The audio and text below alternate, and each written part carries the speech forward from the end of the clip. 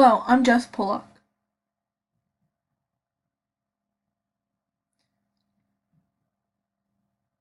I want to talk to you about the 2015 Deaf Interpreter Conference in St. Paul, Minnesota.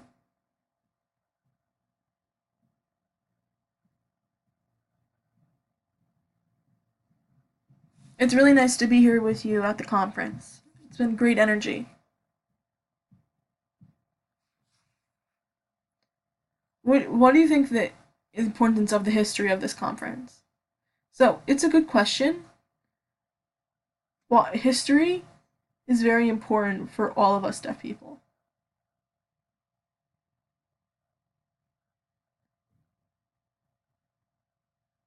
Army, CDIs, all of it, and the socialization is very important.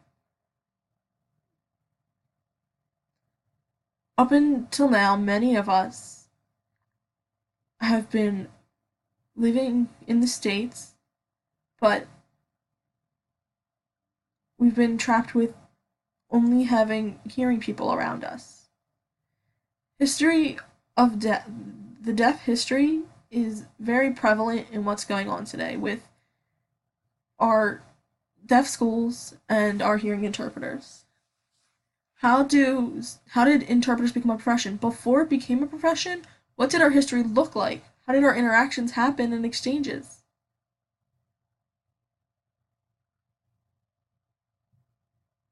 So, it's important to talk about the history of interpreting.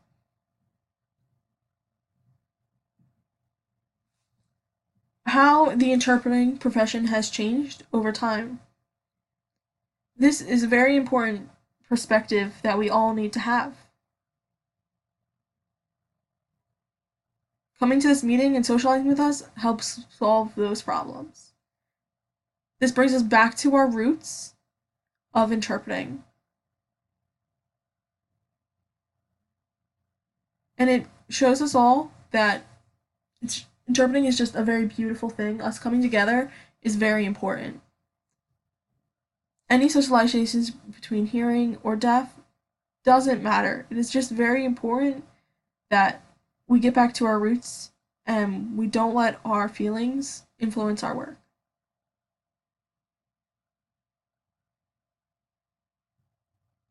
What is going to happen to us in the future, going forward? Looking at our roots is a great way to discuss and figure all this out. History is very important. Thank you, Stephanie. That's very true. I'm curious to see if you yourself have an experience with influencing how CDI work will go forward in the future. CDIs is a very important field we have. There's many different parts in it that have to be looked after. Is it open for everyone to get involved? Is being deaf enough to get you involved in being a CDI? Being a deaf interpreter, is it important to be certified? Is your goal to be certified? What is your goal as a CDI? Those are things that have to be discussed. They're the challenges that we have to face in interpreting programs opening the doors for deaf interpreters.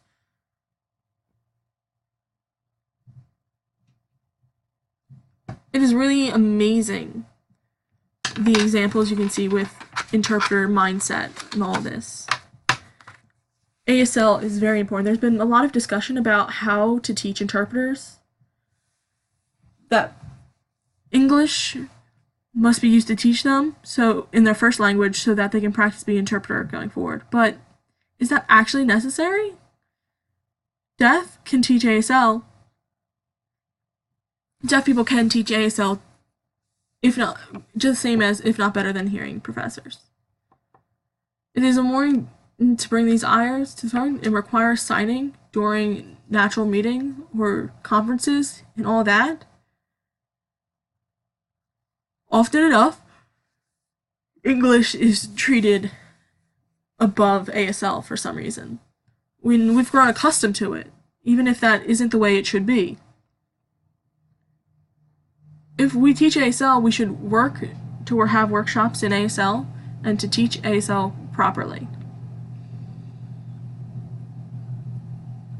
We want to spread ASL and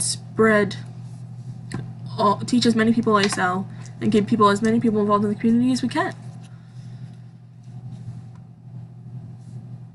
That is just an important and popular topic right now. Growing up, using English and ASL and being deaf or hearing was taught to me by my family. But that idea conflicts with the truth. Both are in me. That's what I've been thinking about, how positive this is, and opening interpreting practice to the world. That is very true. Thank you very much for chatting with me about empowerment. Thank you for having me.